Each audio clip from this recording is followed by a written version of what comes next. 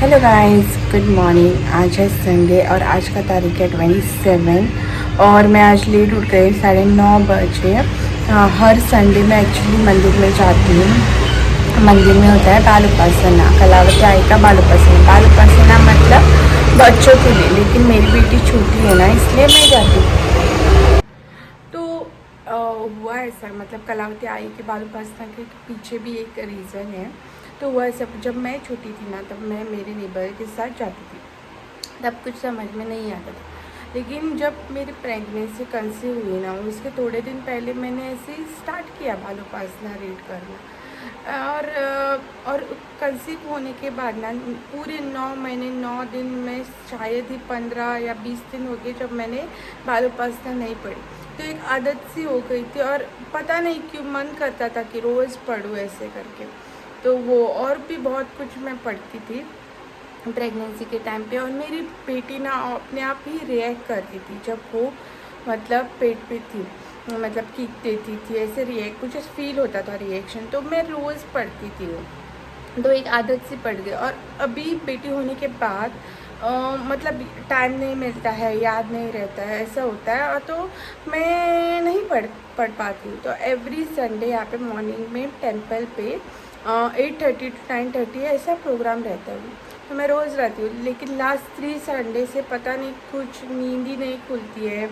और रात को तो ऐसा हुआ 2 बजे तक मेरे पैर दोनों दर्द कर रहे थे। पहले एक कर रहा था तो हस्बैंड ने ऑइंटमेंट लगाया था, पेन किलर का ऑइंटमेंट लगाया। लेकिन 12 बजे के बाद दूसरा शुरू हो गया। 2 बजे तक कंटिन्यूसली पेन करते थे। तो आज सुबह उठना ही पॉसिबल नहीं हुआ और उसको हस्बैंड को काम पे जाना था, सुबह उसकी मीटिंग है। तो पॉसिबल भी नहीं था जाने के लिए, और ऊपर से नींद भी नहीं खुली। तो अभी बज गए 10:30। मेरे घर का पूरा काम हो गया है, कपड़े धोने बाकी है, लेकिन मुझे अभी भूख लगी है तो मैं चाय बनाऊंगी। वो तो चला गया हस्बैंड, तो उसके लिए चाय के साथ कुछ नहीं बनाया है। बेटी भी लेट सोई थी तो वो लेट उठेगी, तो उसको टाइम है बनाने के लिए।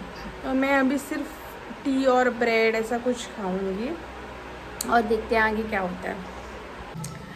तो अभी टाइम बज गया है शाम के 6:30।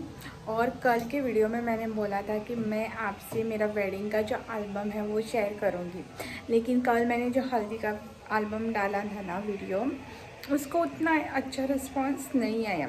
तो अभी मैं क्या करती हूँ, अभी ना मैंने ऑलरेडी ये रेसिपी शूट करके रखी है। तो वो रेसिपी मैं आपसे शेयर करती हूँ। चलो रेसिपी देखते हैं।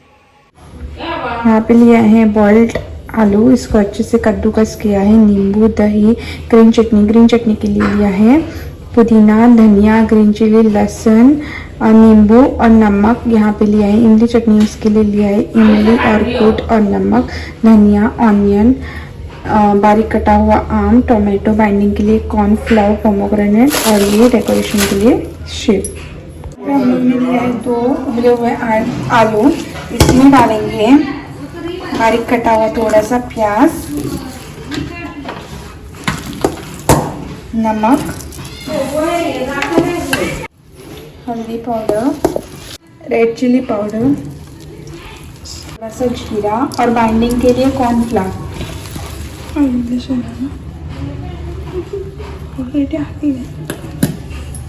यहाँ पे मैंने गैस पे तवा गरम करने के लिए रखा है। मैंने ऑयल डाल दिया है।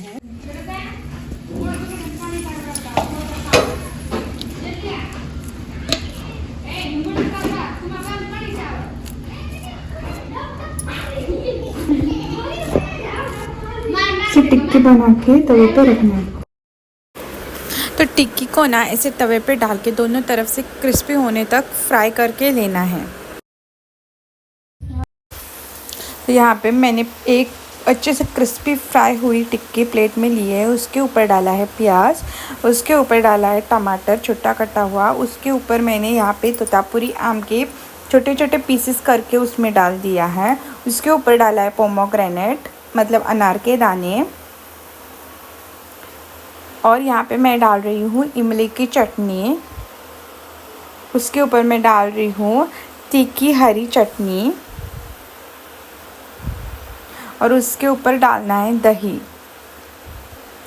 और दही थोड़ा ज़्यादा ही डाल दो क्योंकि दही का एक अच्छा टेस्ट आता है, खट्टा मीठा। ऊपर से मैंने गार्निशिंग के लिए धनिया डाला है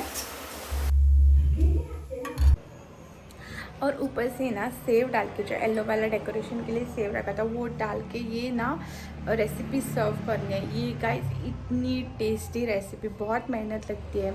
हरी चटनी बनाओ, इमली की चटनी बनाओ, बाद में टिक्की बनाओ, बहुत मेहनत लगती है, लेकिन खाने में इतना सेटिस्फैक्ट्री डिश है ना ये, मतलब बहुत टेस्टी, बहुत टेम्पटिंग, बहुत यमी। आप ज़रूर ये रेसिपी ट्राई करके देखना और मुझे कैसी लगी वो कमेंट में ज़रूर बताना। और मेरे ऐसे रेसिपीज़, डेली व्लॉग वीडियोस देखने के लिए मेरे चैनल को सब्सक्राइब करना, लाइक और शेयर करना।